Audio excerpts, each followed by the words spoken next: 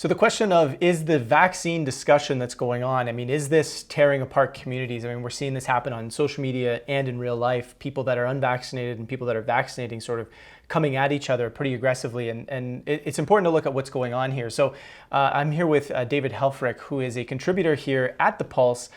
David, for the context of this video, happens to be vaccinated, which is going to be important in the story that we're going to talk about here and some of the very key takeaways that we're going to get from this video. So welcome, David. Why don't we dive in by you telling the story that sort of inspired the creation of this piece? For sure. It's good to be with you, Joe. And yeah, this is a really interesting discussion to have. And I think it's an important one to have because, as you noted, this conversation around whether or not you've been vaccinated or not has really created a lot of fissures in society. So, initially it was sort of those who had a healthy skepticism of whether or not the vaccines were safe and effective have often been marginalized in communities and told that, they just need to follow the science or they're not acting rationally, when in reality, many of them have a healthy and intelligent skepticism and are asking very well-pointed questions. There's also been sort of a relay of transfer of energy, if you will, to where those who are not vaccinated are now sort of vilifying those who have been vaccinated.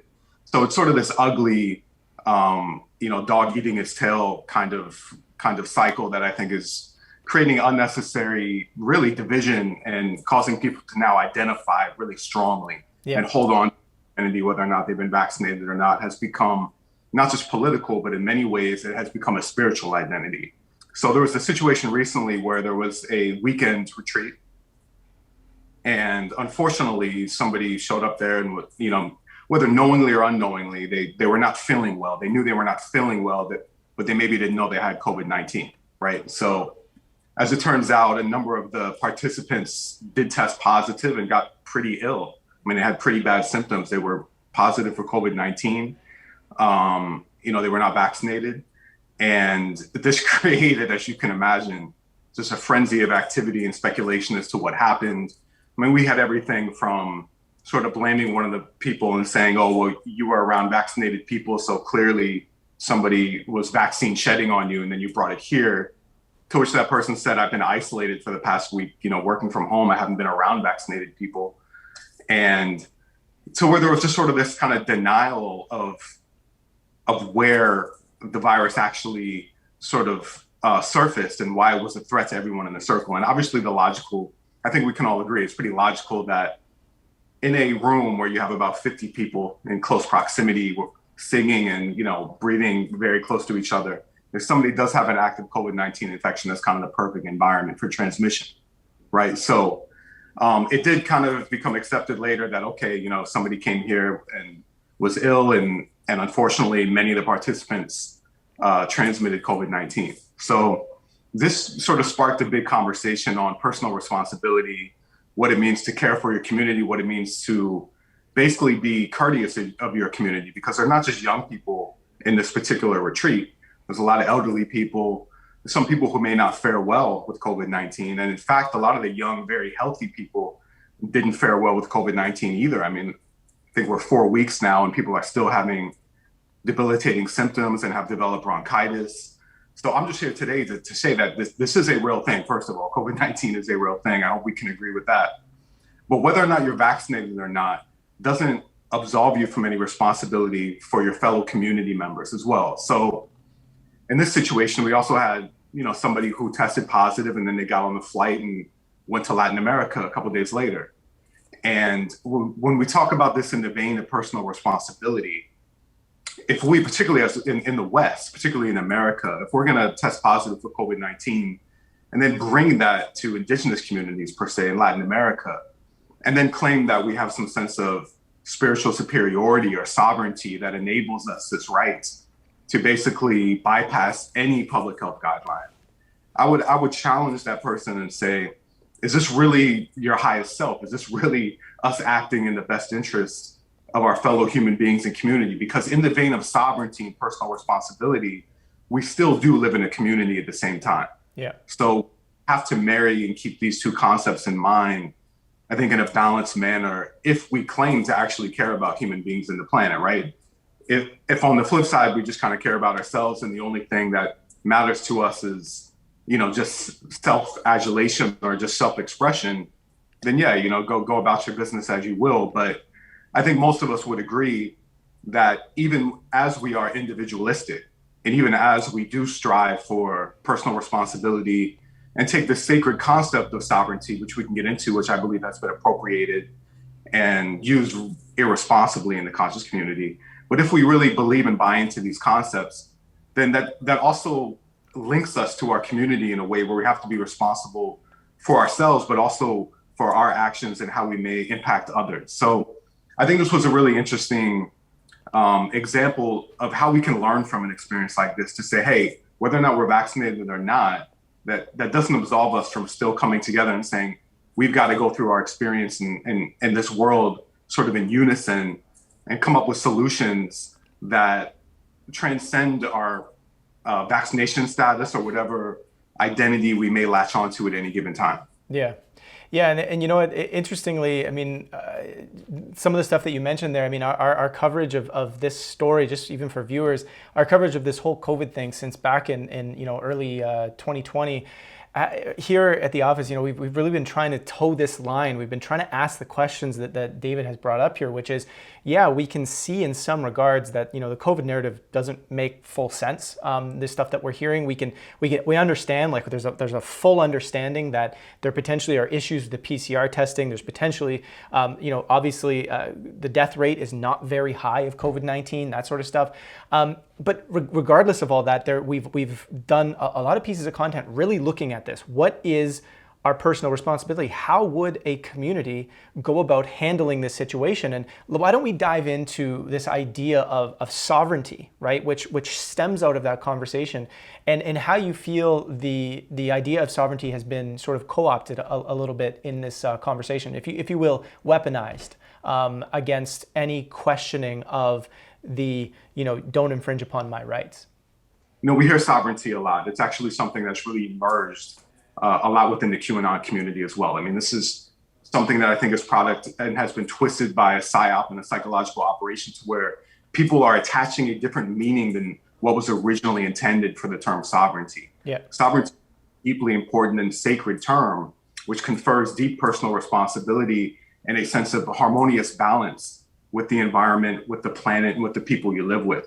But I've seen it used now just to kind of be like a me, like everything's about me, to where I don't really care what other people think or how other people are feeling or other people's experience, whether or not they've gotten sick or not, if it interferes with my own personal expression and my understanding of the world, which I think in many ways has been somewhat jaded when people are attaching this sense of sovereignty to, as you noted, a sense of selfish way of being that doesn't account for anything else but sort of your own feelings and your own thoughts. Yeah. Yeah, and I think that's one of the challenges here, right? Is we in our sort of separated, competitive, it's about me sort of society, and I think people have rightly felt that society is closing in on people's ability to do things and on rights. There's no denying that. I mean, that's fully on the table. The discussion of what does personal responsibility truly look like in this conversation, right? Is personal responsibility just not getting the vaccine and then telling everybody who's getting the vaccine that they're a problem and then they're an idiot and they're this, that, whatever? Or is personal responsibility look like something else? And are we asking ourselves that question enough? Like going back to your story you shared at the beginning, was it personally responsible? And this is, everyone's gonna have a different answer, but was it personally responsible for that person who knew they had COVID to get on that plane and go to Latin America? What are your thoughts on what, just even some key ideas? What do you think personal responsibility looks like in this particular situation? Well, I mean, I think first of all, it stands for being a custodian over your own consciousness, your own health, your own well-being, and being responsible for also your actions and how they may impact others. That's a second important piece to it. And in the example you just referred to, the second part of that was not met in good faith. I mean, and really it's kind of a big colonizer energy if you think about it. If you're in the West and you pick up a virus and you just knowingly bring it to communities that aren't as well equipped to deal with it, I can't think of a more selfish way of being. And if that's used to sort of validate and justify this sense of sovereignty or spiritual superiority or individualism that doesn't account for anyone around me, then I don't think that's something most people can rock with. And I don't think that's something that we should even allow to be used in the vein of sovereignty and personal responsibility, because that's personal irresponsibility, and I think it's just a very destructive way to go about life in general. Yeah. One of the ways I've thought about this conversation as well is, you look at government, right? And the culture inside government is, unless you're in there, I mean, sometimes it's hard to know what that really looks like, right? We don't get a lot of transparency, but I wonder sometimes if government is just well aware of the fact that there's a lot of people in any given society and every given locality that are going to operate very, similar to the story you had brought forth about the guy traveling, and therefore it's government culture to just say, well, look, even if we say something that makes sense and give people free rein, they're going to make bad decisions anyway. And therefore, we need to have this authoritarian control. Now, I'm not saying I agree with the authoritarian control. The question here is, does government feel or sense that there's a sense of irresponsibility potentially at the public level? And if they do sense that or feel that, do we see enough evidence of that? And that might be a question that's difficult to answer, but I think we could say we're seeing it a little bit here right now with the story you told. Any thoughts on that? Absolutely. I think it's an important point. And if you look at the trend that's happening worldwide, we are moving away from liberal democracy where personal responsibility and civil liberties are paramount. We are definitely trending towards a trajectory of authoritarianism. And even if you look around the globe, if you look what's happening in China, if you look what happens in Modi's India, Bolsonaro's Brazil, these are emerging trends that are happening. Obviously, we just had Trump in the United States, and obviously this will open up a can of worms in terms of a debate on people's views on Trump. But my view is that if he had another 4 years, we would be, again, trending further towards authoritarianism. And I even think with Biden, with the emergence of a technocratic class, we are also trending towards that direction as well. Yep. Global trends that we can witness, and we can see sort of the erosion of civil liberties and personal liberty towards a more authoritarian state that basically is trying to act as your parents and saying, we know what's best for you. We're going to tell you when you can't do things. That's already happening in China. That's already happening in a lot of oppressive countries around the world.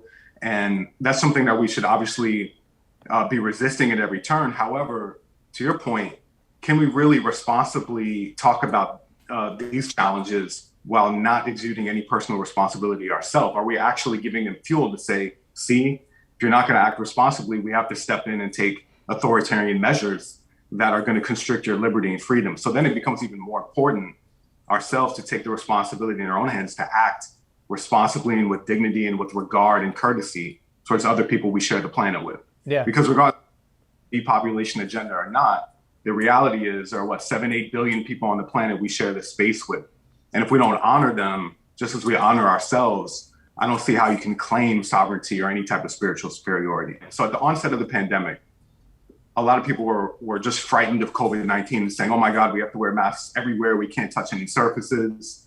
We need to be just frightened in every waking moment about COVID-19, even though the data came out and showed that it was, in terms of mortality, it was a fairly nominal risk, particularly for, fairly healthy people. Still a risk. I'm not trying to understate the risk of it, but in the totality of just the world of risks that we live in, it's yet another risk that we have to deal with. But what I also see is that same fear and panic now on the people who are saying, oh my God, if you take the vaccine, you're going to die. You're going to, your organs are going to implode, and you're not going to be able to have children. And everyone who takes the vaccine is going to be a nanobot that's going to be turned on by 5G. I mean, so it's like, I don't see how you marry the idea of, if you don't have a fear of COVID-19, then why do you have this sort of disproportionate fear of a vaccine? There is a risk of getting COVID-19, and there's also a risk of getting a vaccine. Getting a vaccine is not 100% foolproof method either. You can have side effects, you can have some problems, but let's not overstate it because we want to kind of make a point or just add more fear and infuse more panic into what is already a tense discussion. We've all gone through this for the past year and a half. And the idea that we're going to use COVID-19 and vaccines is another way to polarize and basically demonize the other side, to me, is just indicative of how much growth we still have to go through as a common humanity. Yeah. And a lot of great points there. And I think as we wrap this up here, one of the key things is, and I'm sure you would agree. I mean, this is really about, let's continue to see what happens with this vaccine. Let's not jump to any conclusions on any particular point, right? Let's have this balanced, open, uncensored discussion on what's happening here, and perhaps that's the way to go about it, versus on either side jumping to these rash conclusions that are further creating the division. 100%. And I mean, we also have to keep in mind that, regardless of what our own personal views are, there are actually people out there who are dying from COVID-19. Yeah. And there are out there who have been harmed by vaccines. So regardless of what perspective you're coming from, if we don't keep that compassion in mind, to where it's all about just kind of this sense of my own personal ego and what I think, then we can't even be in a position to facilitate and be custodians over productive conversation on this. Yeah. Which is why about Joe, because you're always striving to do just that. That's it. That's all. I appreciate that. And thank you so much for coming on here and sharing not only your story, but your perspectives. Always valuable, and look forward to more in the future here at The Pulse. For sure. It's good to be with you. Thanks so much for watching this video. As you can probably imagine, censorship and demonetization has made things incredibly difficult for independent media to survive. We basically rely solely on you to make sure we keep doing what we're doing.